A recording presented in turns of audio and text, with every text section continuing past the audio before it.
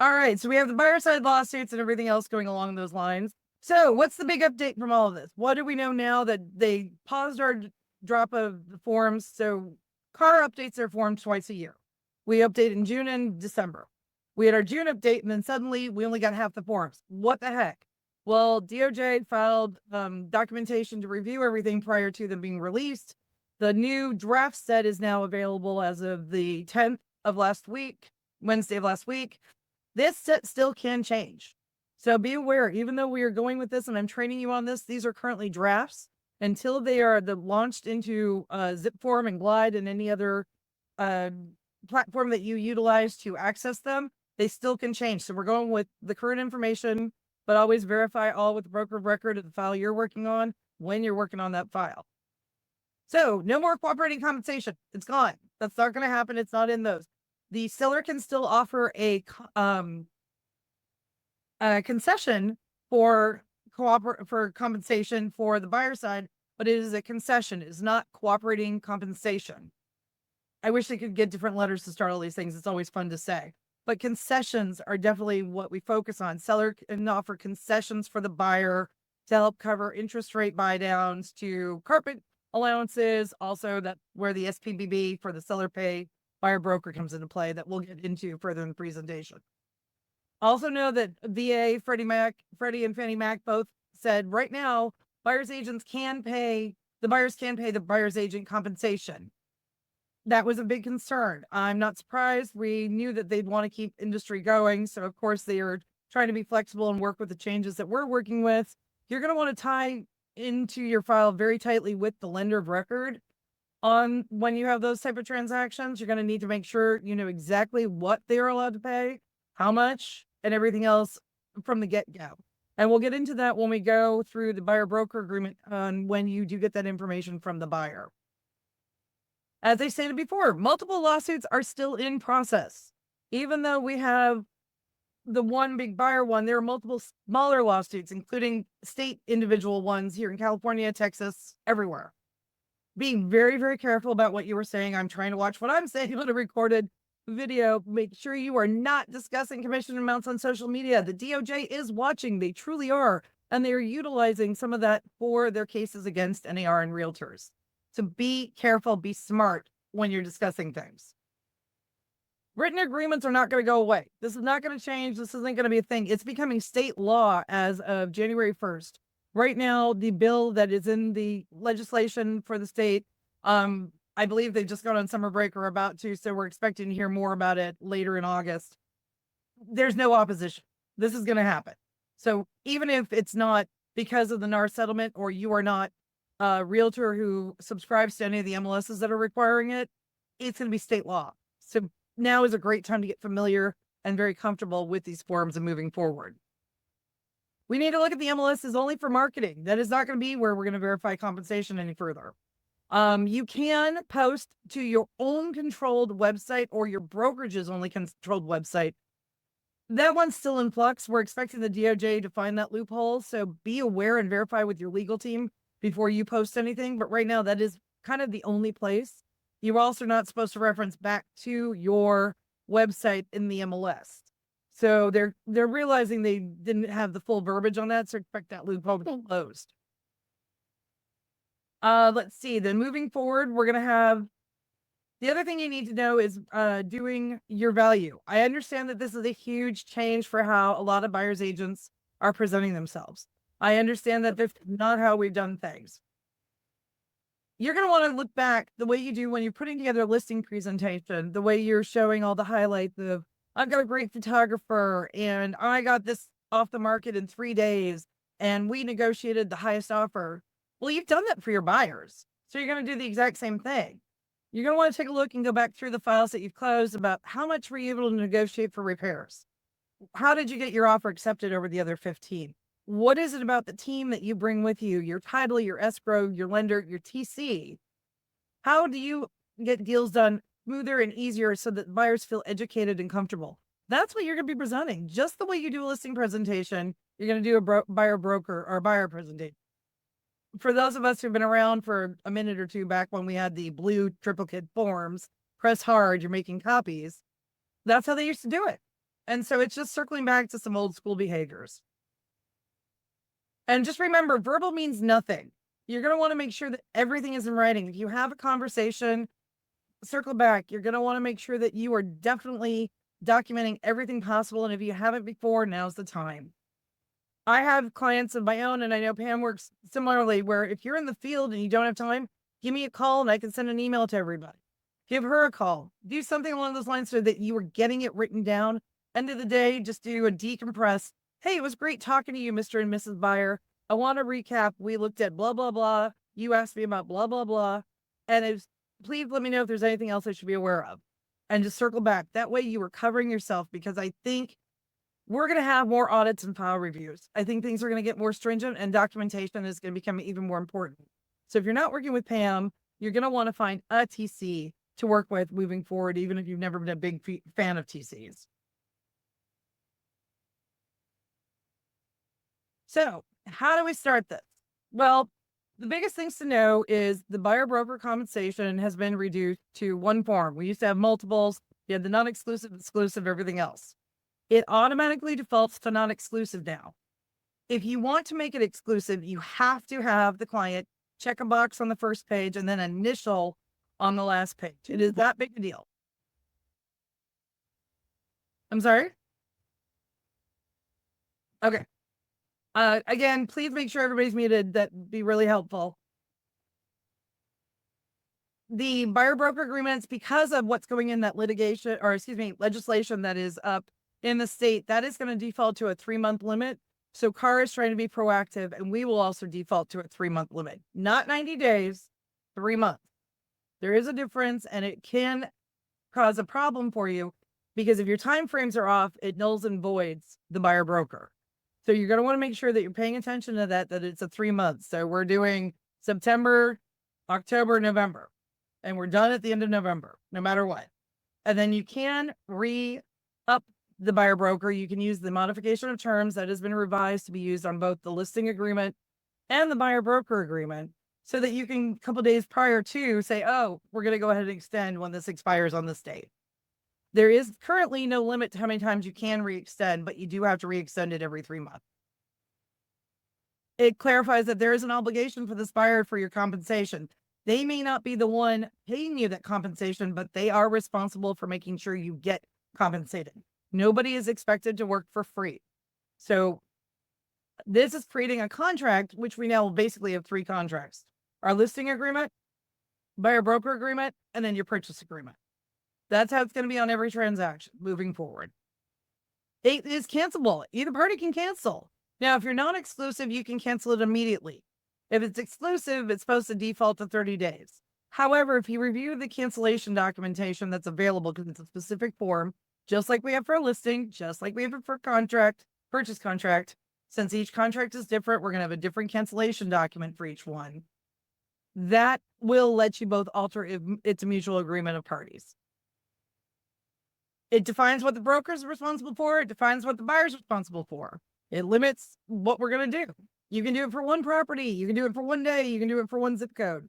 Now, there was a response to everyone knowing that there were some challenges about trying to get somebody to sign a buyer broker agreement. So there is a shorter version available. I didn't go into it in this presentation, but I will have another video up on my YouTube about it. And it's kind of like the difference between the SIP and the RLAS, where the SIP, you're 29 days or less because you're not creating tenancy.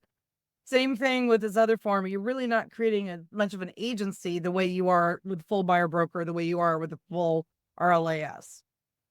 Something to keep in mind if you get a newer client who's a little concerned and not ready to fully commit. And it's limited to 3 properties, and it's only good for 30 days. And a default automatically expires. So let's take a look at this and walk through the forms for you. I broke it down as much. We focused on the grid that's going to be just like they revised the RPA. It's a situation so that then you go back through the document and check which paragraph if you've got questions or for clarification. So make sure you put the date prepared. People don't do that all the time. Without that, you've got an issue. And you can make it for one day. You can make it for up to that 3-month mark. It does not have to be the full 3 months. You can change that time frame. Again, it defaults to non-exclusive. However, If you mark this box right here, that's where you're going to have for it to be exclusive. That's step 1 of the 2 steps that are required for it. Do you have any questions? I see some stuff in the chat. D. Okay, great. Cool. All right. Moving on. Part B is on the same first page. This is about what's the property? What are we looking for? So we're going to default to single family. However, then you have boxes to mark up here in section 1 where you can go into, is it single family? Are you doing multiple, residential, 2 to 4, over 5, industrial, all of the different types. This will also be required for commercial. And it is understood that with commercial, sometimes you're looking in broader ranges than you are with residential. Residential tends to be a little bit more closer to home, school, work, that type of situation. So when we move into section B2 here for location, when this becomes required as state law, they are understanding that commercial will be a little bit more likely to have counties that you're looking in or larger areas versus when you're in residential, they're looking for a bit more specific. It's a sweet spot of a Goldilocks. You don't want to be too broad, but you also don't want to be too narrow so that you miss the opportunities. Does the buyer have any additional preferences versus what type of house and where is it located? If they do, we'll go into it on the next page, but there's a very specific form we can use that'll ask very detailed questions to help narrow down what the client is looking for. And it lets you have a conversation, an open-ended conversation to find out more about what their needs are and what they're able to move forward with and what they're looking for. Is the buyer already working with anybody else? Have they signed one of these on on like one property? Say the neighbor is selling their house and they have an offer in on that property with that agent, and that's the only thing. But they're waiting to hear, and there's one of 30. This is letting you know, this is where we're going to disclose it. Have they had any other relationships that they're waiting to time out for some reason, but they're only in Northern California, now they're down in Southern California? We need to know that. So you're going to have them I would suggest having a properties on identified on an attached list versus trying to squish it in here. I think you're better off. Plus it's something they generated to give you the list. That's up to you and your broker of record and your file checker, how you want to do risk management on this.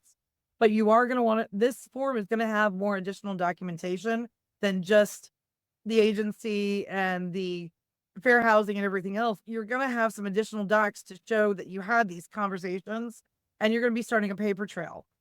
This is why you are going to need some administrative support through a transaction coordinator who is comfortable and understands what to do with this paperwork the way Pam is.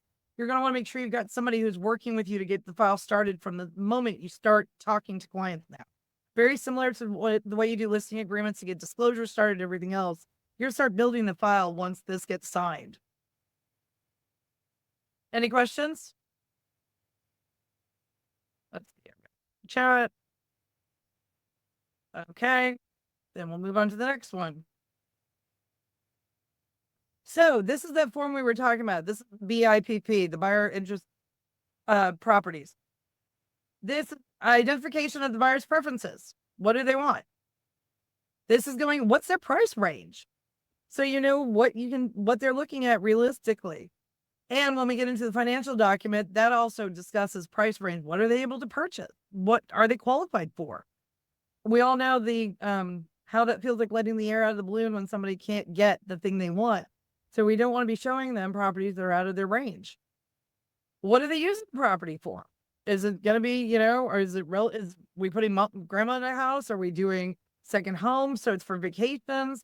Is it going to be income producing? What's it for? What type of property? Do they want only new construction? Do they mind if it's pre-owned?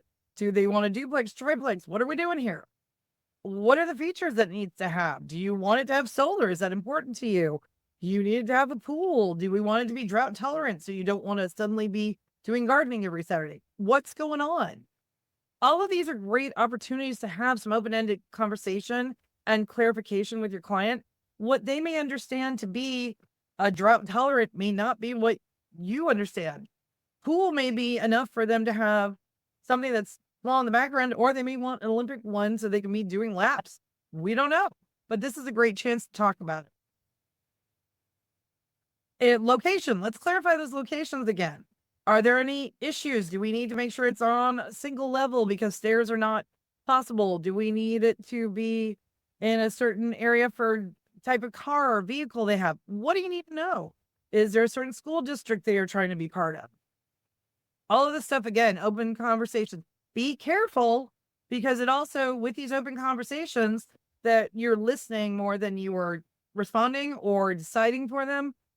Make sure we're being very broad and things and respecting fair housing and all of that while you're doing this. Now, if something other comes up, very specific, we can move on to the other form, the BMI SP, which will be the next one. Now, here's the thing too, what's great about this form is if stuff comes up and it changes, because we know sometimes it can take a while to find a property, you can have multiple versions of this with updates as maybe they see 3 properties and go, we really want a pool now. Or no, we never wanted a pool before. Never again. We saw that. We don't want to deal with it. Not going to happen. As you have changes in your relationship and what your client is looking for during the transaction, you are going to want to document it. This is your protection that you had these conversations and this is proof. Unfortunately, mindset needs to be towards risk management, defendable files, and being in compliance that you had these communications. A verbal, I talked to them about it, is not something that's easy to prove if there's an issue. Having documents that were signed help greatly. So you're going to want to make sure, I know it's not most of the agents I work with, and I don't know about Pam, paperwork's typically not your favorite thing in the world. So making sure you're working with the TCN, staying up to date and keeping us in the loop so we can help trigger and remind you of these things is really important. Any questions? Okay, moving on. So this is the buyer material issues for a specific property, the BMISP. You've seen this form before. The BMI has been around for a while. Here's the deal. This is now specific property.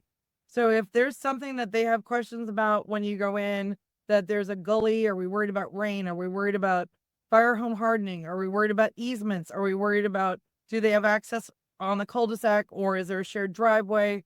Anything along those lines, you're going to want to document here that they disclosed it was a material issue. And if not, then how do we go back if it becomes an issue that we did discuss it? Now, it's not looking for you to answer these things and solve these problems, but it does bring up an awareness to direct them. Maybe they need to talk to title about the easement and get to a third-party expert. Maybe they need to find out to have seller have the home hardening, have the CAL FIRE come out, verify the property is meeting standards. It's, again, opening conversations and making sure transparency and connecting with your clients, as well as documentation that you have these conversations if there are any issues. Any questions? Yes. Is this a form we give them once we're in escrow doing our inspections, or is this before that? I would do this during the offer period because you want to make sure that while you're writing the offer on the property, if they have a question about it, that it's documented so you know what to get done during the investigation period. Okay. To the best of our knowledge, then, because we might discover more during the due diligence of inspections, but this is just what we know going into the property thus far. Correct. And this is not a required form. If you want to delve deeper or you have a buyer who has questions, and exactly that, if something comes up where you're having to ask for an extension of time or to go in deeper for investigations because, well, the physical came back and there was a weird spot on the wall. So are we having, checking for intrusion or checking for mold or anything along those lines, then that would also be a time to bring this form in so that you can document, hey, this was a concern of yours. This is what we're doing. This is how we're moving forward. Roger that. Thank you. You're welcome. Anybody else? Okay. So going back to so those are 2 supportive documents that will be going behind your buyer broker agreement. These are supportive items. Now we're moving on to everybody's favorite part. How do we get paid? What do you do? When you are filling out your buyer broker agreement, and I heard somebody use wine bottle, when you want to ask for 3 wine bottles versus 7 wine bottles or 12 wine bottles or whatever, what you're going to do is in section 1, that percentage is the maximum amount of wine bottles you can be given. So what does that mean? Well, you're going to need to discuss, and as we know, every transaction is different. Every situation is different. They all have a life of their own. Everything is negotiable. Everything is flexible. I hear a lot of agents being very nervous right now and concerned and worried about numbers. I would highly suggest is remembering that if you have a certain number that gives you flexibility, then you are able to reduce that number. You're able to provide credits from that number. You're able to provide assistance from that number. If you go with a number that does not give you as much flexibility because you feel it'll be a more comfortable number, you may need to take a look at that and what you were able to offer. So you may want to look at your whole presentation, talk with your broker of record, talk with your clients, find out what their needs are. But remember, you are coming in as an educated expert and behave as such and act as such. And when you are bringing so much value and the ability to assist, and this is a life-changing contract. This is changing somebody's hopes and dreams, where they're living, everything. This is massive impact. If you come at it from a point that I'm an expert and I want to help you get to your dream, it's a very different conversation than just getting very brass tacky. So think about that and work with your clients and work with your coaches and follow all their legal advice and your broker's advice on how they want to move forward. Also, you need to know that if even if the seller's concession, if they offer one, is a higher number, your number is your number. This is your number. It can be a percentage and a fee. You may have an admin fee in your office, something along those lines. Your office may have a situation where this is what you discuss or you discuss with your clients. If they're at a certain percentage or a certain house number, then you get this percentage and go from there. If you have an in-house TC or an admin fee for your brokerage, that may be a place that you want to put that. Verify that with your broker of record and their legal and what their guidance is. Section 2 clarifies this is it. If you get compensation as a concession from the seller credit, it will go against this amount. But if there's a balance over that, then the buyer would still be responsible unless you and your broker choose to reduce that or work it out a different way. This lets you know that there's a continuation period, same as what you would do with a listing. If you had different buyers come through, this is the different properties you showed them. If you have actively, meaning you showed them online, virtually, or you showed them in person, that this property or wrote an offer for them, that is a part of the properties you would want to give a list to them after this expired, meaning the whole buyer broker that's similar to a listing agreement, so that you are owed that is owed compensation. For how long? That's a number you're going to need to negotiate. We've seen it be different numbers on a listing. It's going to be up to what you feel is appropriate for the work in your relationship. Again, this is it defaults for your cancellation, non-exclusive. You can cancel right away, or if you guys agree, hey, maybe we need 3 days cooling off. Cancellation is effective on exclusive 30 days after receipt. Again, if mutually agreed upon, the cancellation form that can be reviewed, but check with your broker and legal. Any questions? Martin has a question and trying to clarify. He says, do you have any examples of E1? What do you mean by that, Martin, exactly?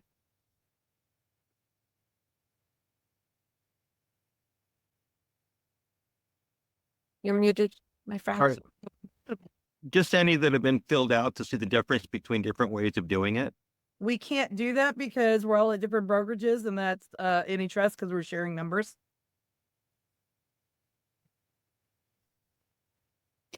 All right, quick question. The cancellation right and notice where you circle there, is it always going to be at least 3, or can you put 0? Or what is, because usually contracts you have to have 3 days.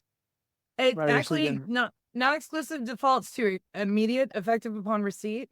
You can make it 3 days. You can do whatever. The circle is to let you know you do have the option if if you, brokerage, and the buyer agree to changing those numbers.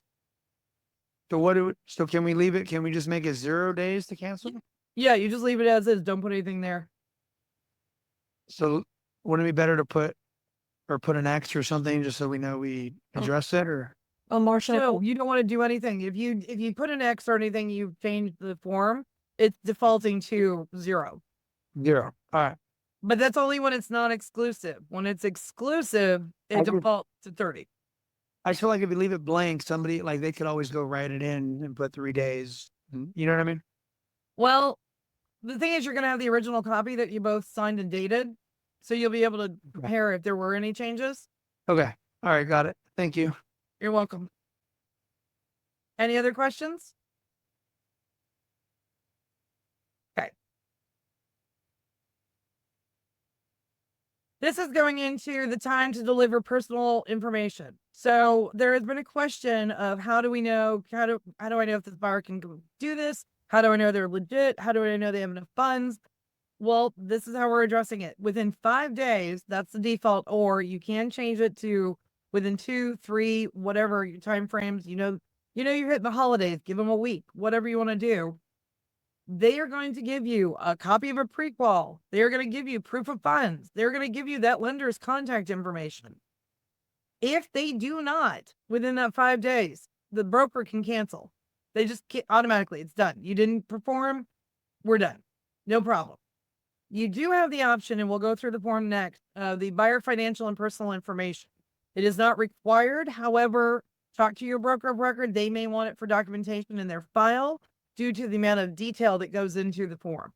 It is a lot of very personal information that we will visit next, and we have to be very careful with the form because it's kind of like the SI, where suddenly you've got some info in your file that you may or may not want to have as a brokerage. Say you find out they don't have money. They don't have enough. I got enough just to buy the house. That's it. That's all I've got. We mark this box and we let them know that, hey, we will write offers for you, but they need to be based on the seller offering a concession to compensate for my commission. If you choose to work with this, or that the buyer has a type of loan that won't allow it, which is not an option. They can't pay you. We got to ask the seller for concessions.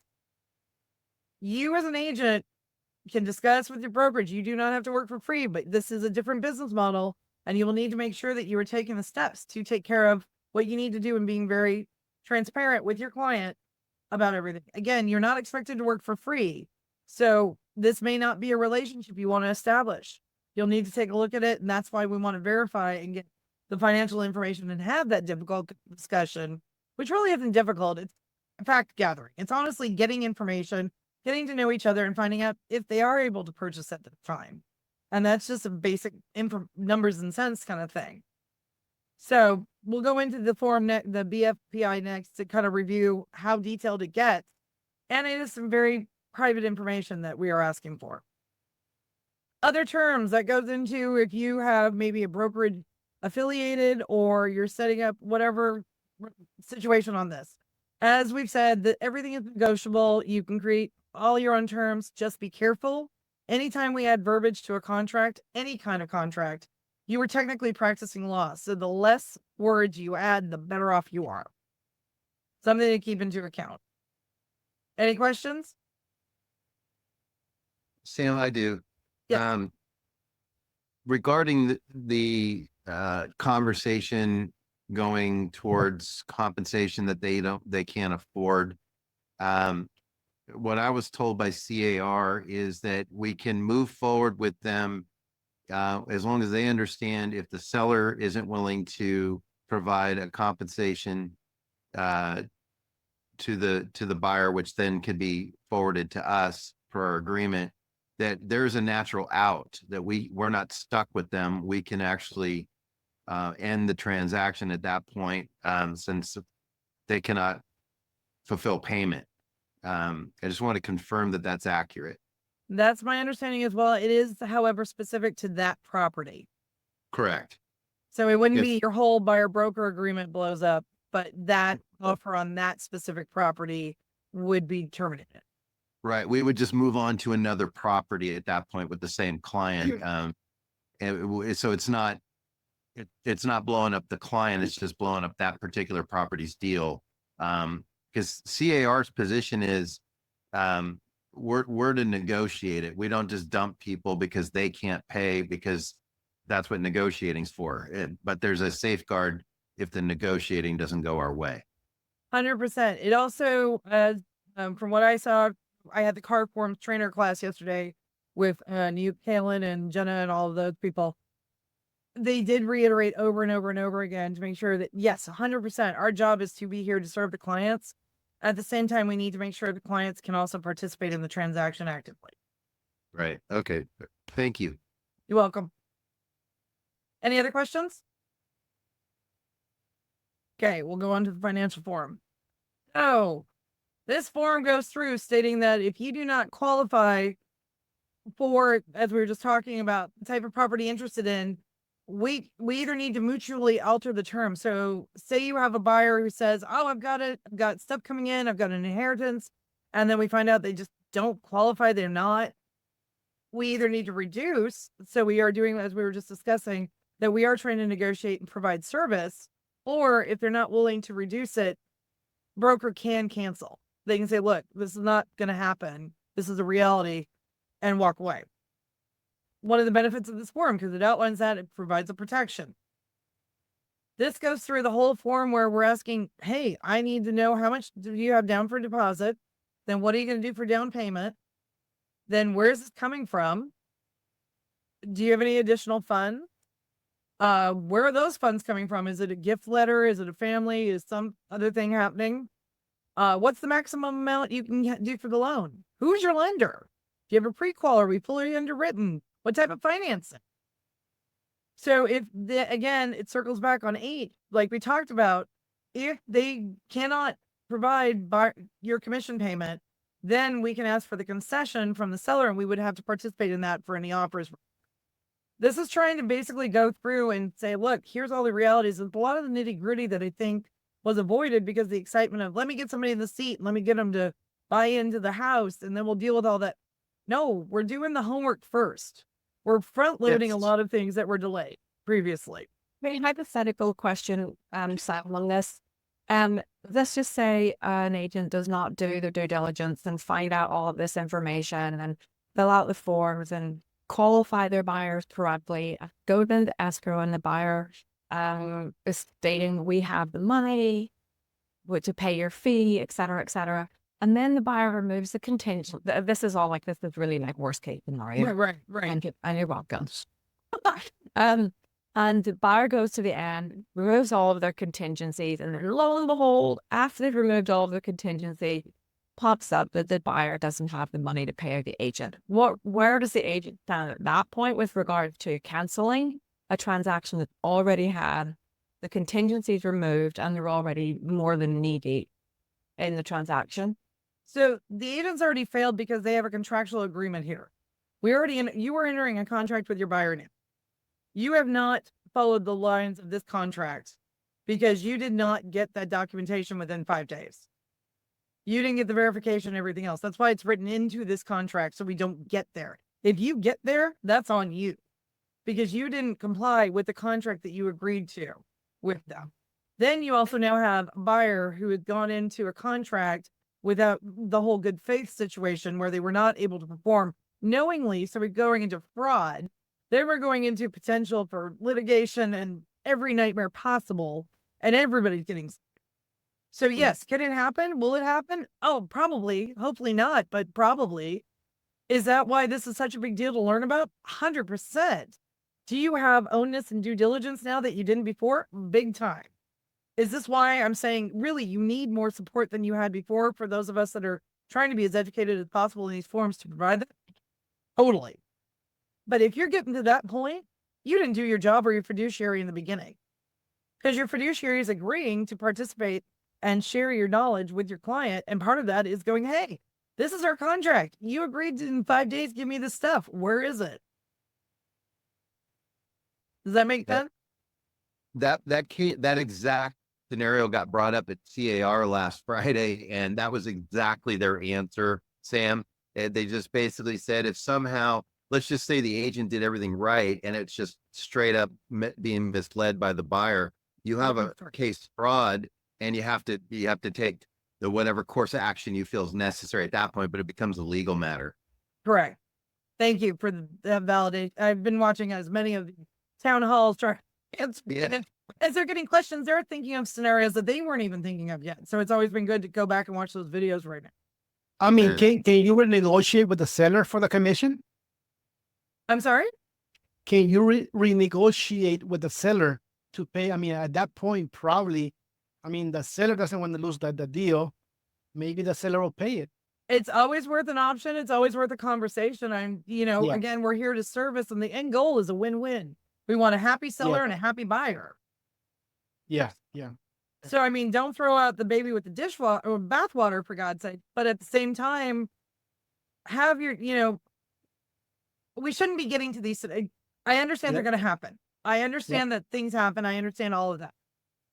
But the benefits of everybody who's participating in this training today and any training you're taking is you're already going to be steps ahead of others that are choosing not to acknowledge this. This goes into effect in 30 days. And truly, some of this you should start doing now. So you are super comfortable when everybody's in a panic in 30 days. Because we're going to have a lot of panic in our industry. And we're going to have a lot of media picking up.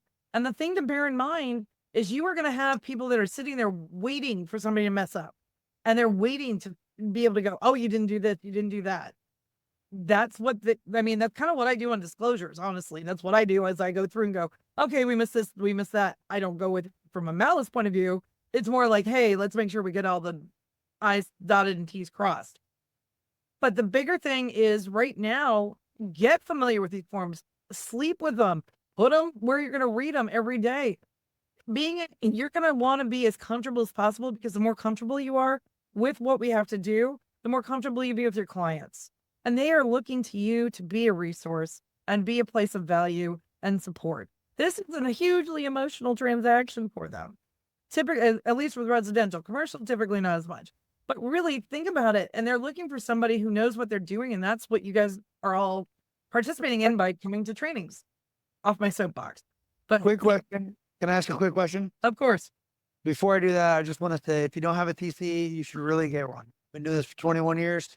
Get a TC.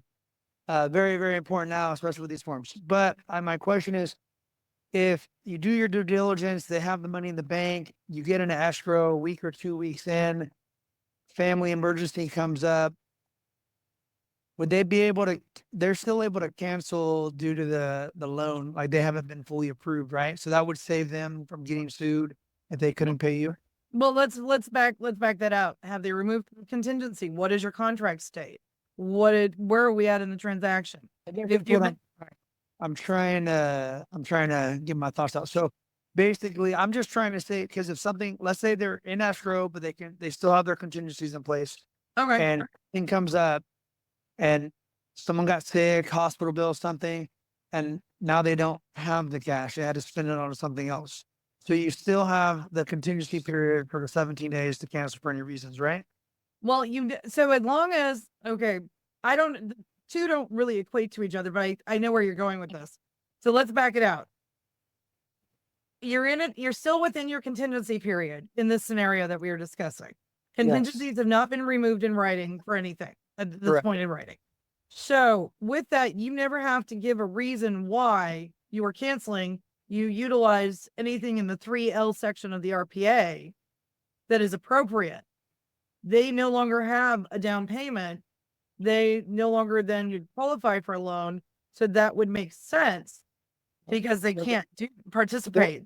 So they're protected basically until they remove contingencies. I'm not going to say a blanket statement like that because you never know. Every transaction is specific. Every timeline is specific. Based on the information and in that scenario, I would think so, but I'd always verify with paralegal. Okay. Thank you. You're welcome. Any other questions? Okay, going back to this forum, the biggest thing too, make sure you are calling these lenders. So we don't make sure you're giving them a call. Take a look at the prequel. Make sure you're going to be working hand in hand with that lender for the benefit of this buyer. You need to have a relationship with them. You need to have communication with them. You need to be able to call each other at 8 o'clock at night if suddenly the family, somebody's dying and we're out of money. What are we doing? You need to be able to deal with that. So this is where you're going to go ahead and say, great, I'm going to introduce myself to them. Other financial information. My mother passed earlier this year and I was waiting on an inheritance. That's one of the things I would be marking on. Make sure you're verifying that. Talk to the lawyer who's involved in in that settlement of that estate. get update, get something in writing, not just a, hey, I'm the Queen of England. I signed a piece of paper saying I'm the Queen of England. So guess what? Now I'm the Queen of England. That's not how this all goes. You're also going to want to find out, do they own? Do they currently rent? Are they a first time buyer? How many properties have they purchased? These, I think, might get tweaked by the DOJ. I'll be very honest with you. I'm a little surprised those are still flying through because they dance a little bit on the fair housing. So just be savvy when you're asking these questions. I do think it's important, though, if you find out you've got a first time buyer, even before this, that you're making sure they're educated. They've never been through this. They don't know how it goes. People who bought numbers of properties previously, we all know how much this has changed in our industry over the past several years, let alone from when I started 20 years ago. Contract was 8 pages and we're now up to what, 17? Things change. So make sure they're comfortable with it. Let them know, hey, great. What was your last experience? Let me talk to you about some of the changes recently in our industry. Time constraints. Are we racing the clock for school? Does somebody have to ship out? What's going on?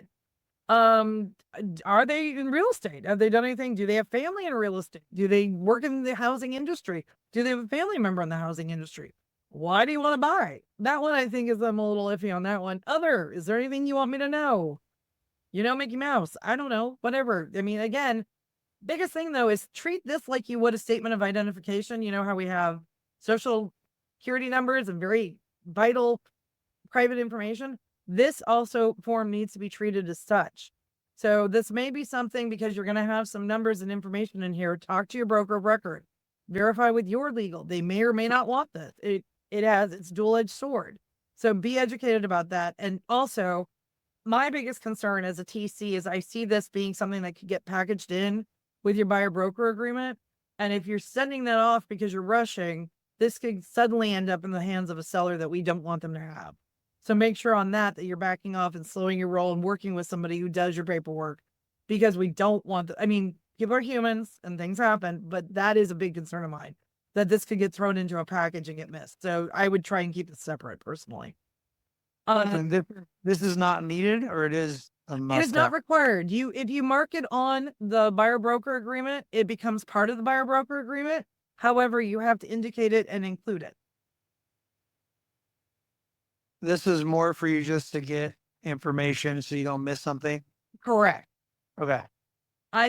My take on it, I'm not sure how long this one's going to last. That's my gut. I have nothing to go on that other than I have concerns about the risks involved with this form, but I also have concerns about the square footage disclosure, but that's me. So we all have our things because I've seen lawsuits happen on different things. So I kind of go, do we want to? You can also just use this as a conversation reminder, and you can use this as create your own checklist of things that you want to keep in the file. I definitely would make sure though you're getting those prequels, that you've seen the proof of funds, and that you've talked to the lender, or even verified the lender's verified proof of funds, so you don't have to have them. That's why I want you to talk to your broker of record to find out how they want to move forward for file documentation. Thank you. And then the other thing is they're agreeing that they will tell you if the relative gets sick, if something changes with the finances, they're going to tell you immediately and let you know. So this is also that documentation where that is a benefit that everybody's agreed, it's in writing. We've said this is how we'll handle things. So there's no clarification. Is that in the buyer representation agreement? What you just stated? Not as much, not as detailed. It is, but this is another about the identification and changes to financial and personal information. And this is another, it's just a belt and suspenders. There is an update. So that would just be a good reminder to maybe inform people on that part you just said. I'll go find it in the buyer agreement form. Yeah, I've got it broken down in the next. I do have the end of just all the paragraphs broken down too. But yes, it's not going to hurt. It's never going to hurt to not point any of this stuff out. It's always good reminders to flag stuff. Any other questions? Okay. So this is where I was talking about. This is basically a list of everything that's going on in there. So going through all the paragraphs so you know when you need a quick reference point. It's not fixed by law, negotiable, as we've talked about over and over again. Broker has a right to be compensated for the work you're doing. It goes through the timing, how you're going to get paid through escrow, payment accounting, the disclosure that they are getting paid, how to do cancellation, establishing your agency, the excluded properties. That's how we talked about earlier. If they already have a deal up in Northern California, they're dealing with the neighbor, anything along those lines. What's the buyer obligated to do? Going back to like we were just talking about, letting me know if there's any changes, letting me know what's happening with what's going on with you. My obligation as a broker, sorry, flip flop, I forgot. I had a fat finger moment copying there. That's one of those is broker, one of those is buyer. Saying what I'm supposed to do, what's my responsibility? How are we handling attorney's fees? Management ultimately has approval. So this is part of the thing you're going to need to remember. The way you have to typically have a listing in within 48 hours, same thing here with management approval. Brokers are to review these within, I believe it's 3 days. Expect that as soon as you have one, get one signed, you need to be turning it in. That's why I'm saying work with the TC. I have a feeling there's going to be new procedures about getting these checked in, creating files, how we have them available for audits. Just what if we have a dispute? How are we going to resolve it? What are we doing about mediation and such? Are they a legally authorized signer? So this is an interesting one that I fight tooth and toenail a lot. Do not count on escrow to provide proof of signing authority. Do not. Per this form and per RPA 33, I think it's now 32, excuse me, with the new numbers. The party signing on behalf of the entity is to provide to the other party and escrow. So escrow's not supposed to be providing this at all. Proof of their signing authority. Trusts have a document that doesn't tell anything other than who's allowed to sign. LLC docs, corporation, probate, anything like that. There's a certain document that does exist and you want that in your hot little hands in this file. They're going to be looking for that. And then that's what you use when you write your offer if they're buying on behalf of an entity. You're covered. You fill in the signature block, explain, hey, Joe Smith is signing for Joe Smith's trust. But saying escrow is going to get it to you, or it's not my responsibility, or we're not supposed to have that on file, it's now going to be in 2 different contracts. And it also, by the way, is in a listing contract. So that saying you don't have it or you don't have to have it is incorrect. And I think it's going to be something they're going to use to trip people up in audits. Let's see that you need to read. Oh, go ahead. Any questions? Okay. Entire agreement. You got to read the entire agreement. Everything's together. We are now exclusive. So on that part, that's where the initials will be. And it's right above the signature block that you will do. And then it's confirmation of compensation. When you are submitting your offer with the SPBB, you are going to go ahead and include this document. You would include the last page. All you have to do on the BRBC is the last page, because that's where it confirms the compensation again. And then it's an exclusive agreement. That's all you have to provide. And that's it for that part. Any questions on the BRBC? Yes. So that's the buyer representation agreement, right? Correct. About 4 pages or how many pages? 5. 5. Okay. So we go through all that. We only hand in the last part in the offer. So basically let me correct me if I'm wrong, but when you first get a buyer, you sit down, you're going to go through all this with them right away. That's how I've typically done in the past, right? So you're going to go before you even start showing them homes, right? I mean, that's ideally or maybe you meet them at the house. You have to have this signed prior to showing any property. So before you walk in the door, before you do a video showing, you have to have this signed. As I keep saying, before a button goes in a seat, you have got to have this signed. And it will be state law starting in January. I'm 99% sure it'll be state law. Before you open the door. Correct. Okay. So at that time, when you get it all signed, if there are a few properties that they wanted to see, so you're talking to them over the phone, you send them the form, you go over it with them, or maybe you meet them in your office, whatever the situation, then I just want to go over a hypothetical here. Then basically, they sign it. They want to see a few homes. You call the agents and you basically just find out if they're paying agent commission on every home that you're calling. It's basically the same thing we're doing. We just have to ask them instead of looking on the agent details, correct? Well, and you don't even have to do that. I mean, it is a good practice. Yes, but it depends on how your buyer broker is written. Are they able to compensate you if the seller can't?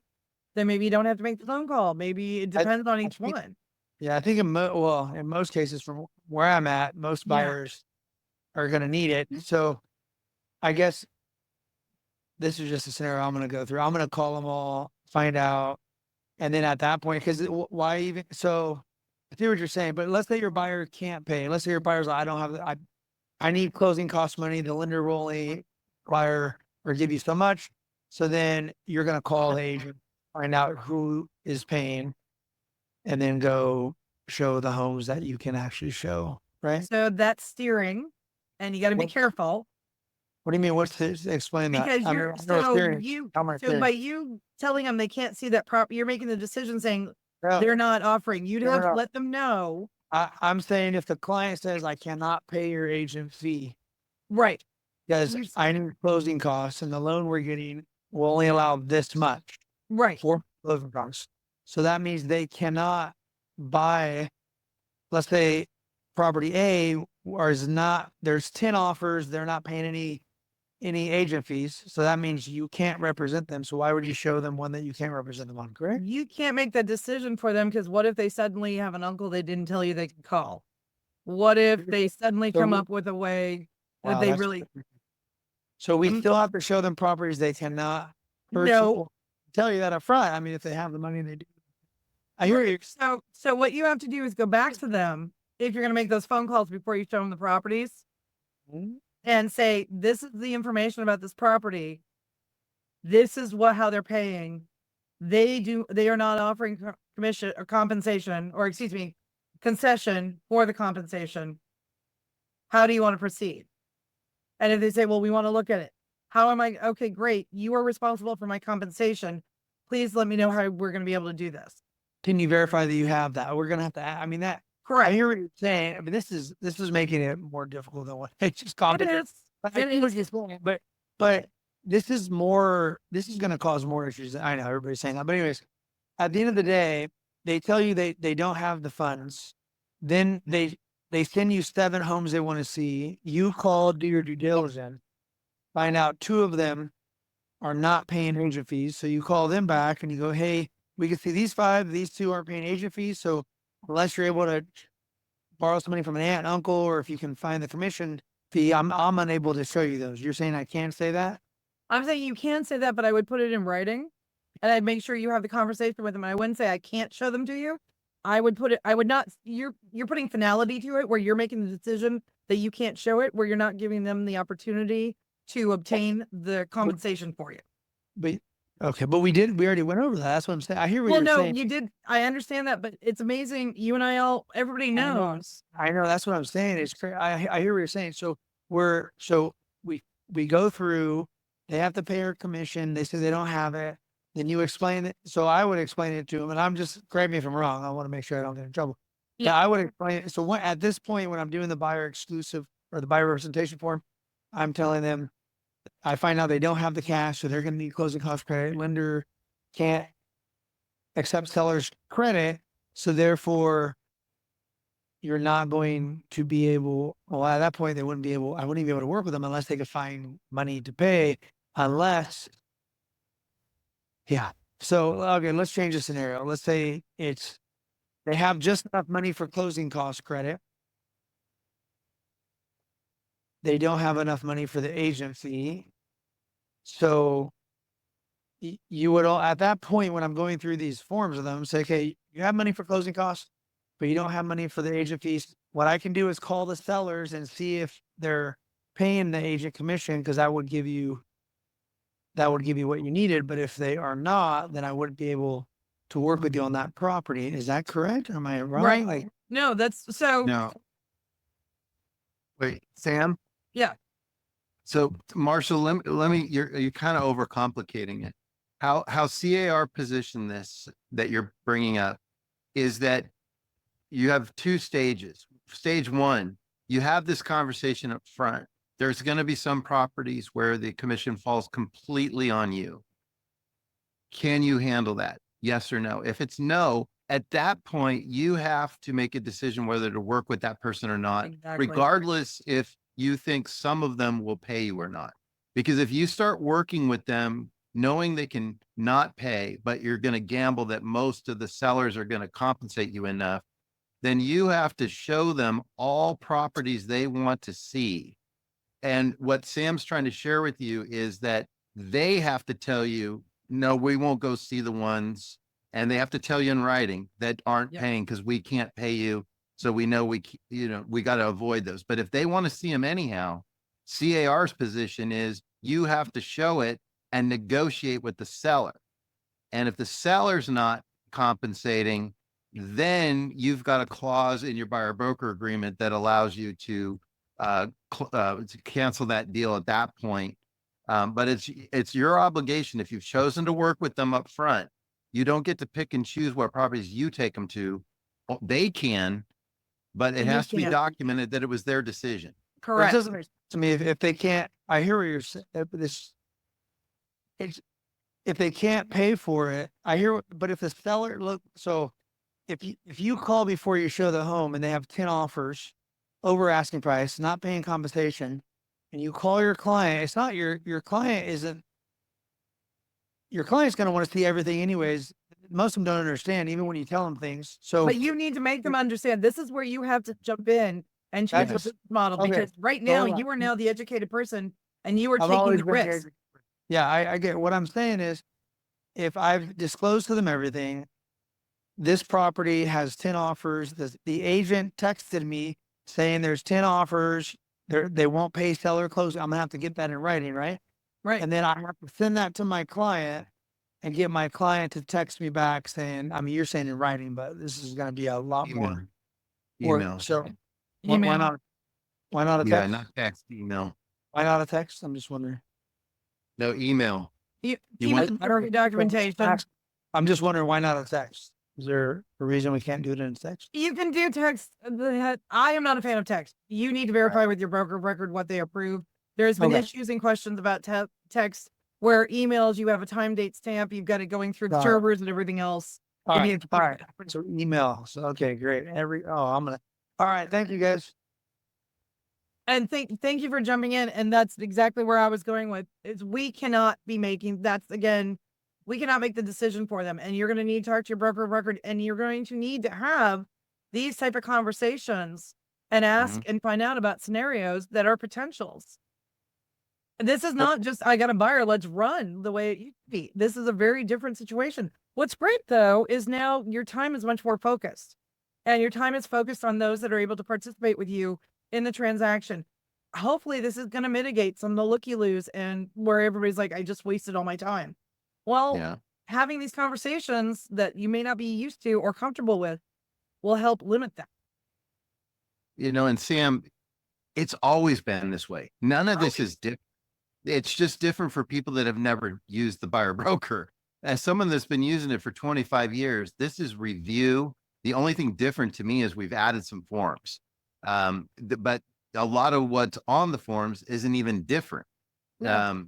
So it's just catching up to what you should have been doing to protect your time and your income. You're actually going to have a better experience, even though it's a little more work, because you're protecting your income better than you ever did before. And you're working only with legitimate buyers. And you're just going to have to say goodbye to a few people. You can't work with everybody under the sun. I mean, this is a very similar situation now to working with a VA buyer or an FHA buyer. Not everything's FHA and VA approved. You can't show them things that aren't. If they still want to see it, that becomes something that, you might have to do it if they have another source of loan. But if they don't, then you get it in writing. It's the same with these buyers. But there's extra steps and it's more steps if you've never used it. If you've used it, this is really just a blip in extra work.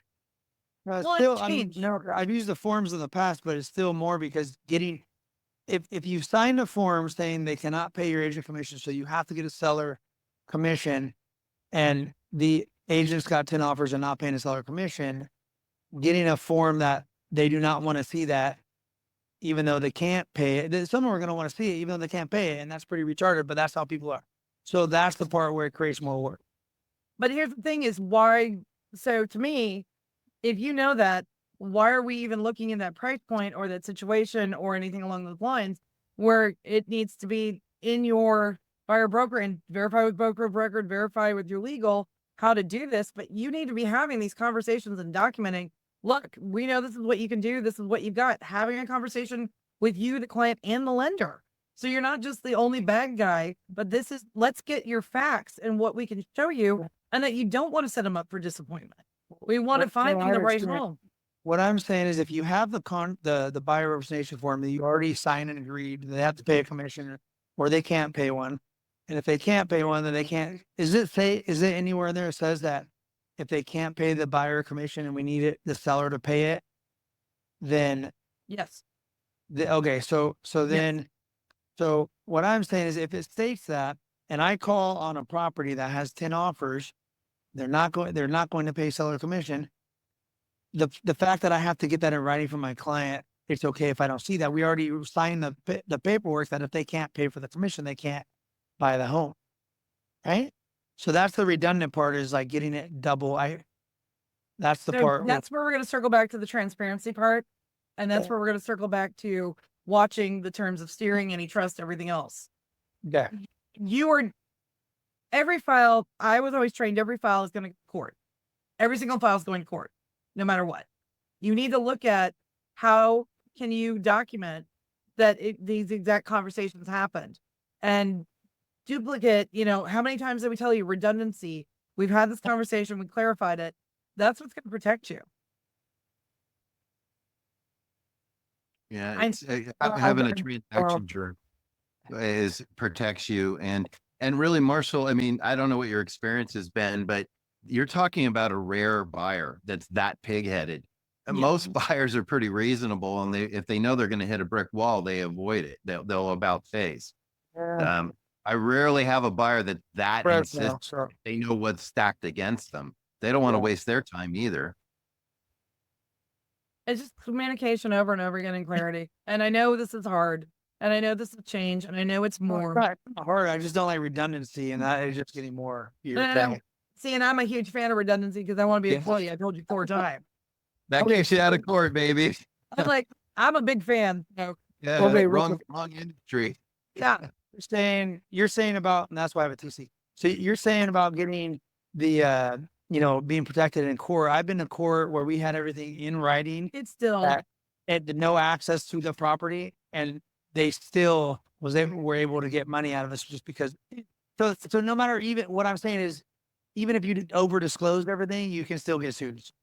nothing is perfect, and you're correct. There is not going to ever be an absolutely flawless, nothing went wrong transaction, especially here in California.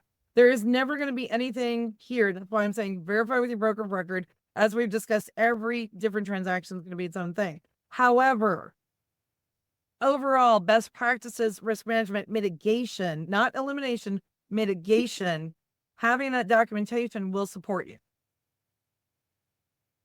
Not saying it's going to make it all go away. Nothing's going to be perfect. Nothing is going to be flawless. But it's a standard of care in showing your practice. But that's, again, I pull out my glitter soapbox on some of the stuff because they're drums I've been beating on for years, and now things are coming into play. I've been a nightmare. I think my face is on a wanted poster in most brokerages up in Riverside because I make people nuts the way I run files. So I understand that this is frustrating, and it's not frustrating per se, but just it's change, and it's more work, and that's not fun. Okay, any other questions or any other scenarios you want to discuss? Everybody's brain's imploding. Okay, great. I did my job. So with that, then basically what do we do if we are trying to get that payment? We've got the SPBB. So what you're going to be looking for is box 3G3 on the RPA. It has to be executed prior to writing your offer. So you should be having this prior to even showing the property. That will be law in January. It's expected to be law in January. You would provide copy of page 5 of the BRBC as we discussed, showing your compensation. Then we do the requested amount. This clarifies that it cannot be more than what's on that BRBC.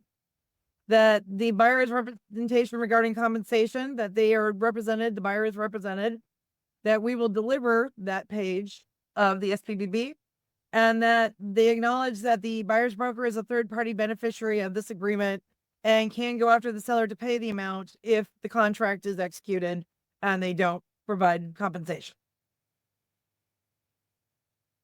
So there's as many built-in suspenders as possible. Will people find loopholes? Definitely. And the more that goes into practice, we're going to be learning, is it going to evolve? I expect an updated form in December after the November settlement final approval of the hearing, or at the hearing. The other thing is too, right now, we know this could change anytime now that the DOJ is allowed to reopen their case against NAR. A couple of the other cases have been reopened as well. What can we do? We do the best we can with the information at hand at that moment of the time of writing that offer, and just keep staying updated as quickly as we can. And with that, that's what I've got for you. So let me stop sharing my screen. And let me know, why are you being grumpy? Anyways, being grumpy on me. There we go. And if you have any other questions or anything else I can answer, I'm happy to stay on. I really appreciate Pam's time coming on to back her up, but she is your TC of record. She's the person who's the go-to. I'm just the big nerd who likes to yell about forms. Thank you, Sam, for doing all this. Really appreciate it. Thank you both. Yes, thank you all. Thank you, thank you, thank you. Thank you, Marshall. Anyone does anyone have any other questions at all?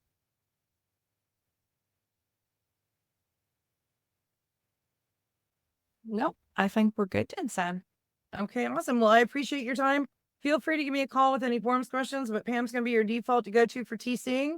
And I am available to yell and scream at other people if you need. I'm here doing as many of these forms presentations as possible. This will be up on my YouTube, and you can follow me on Facebook as well.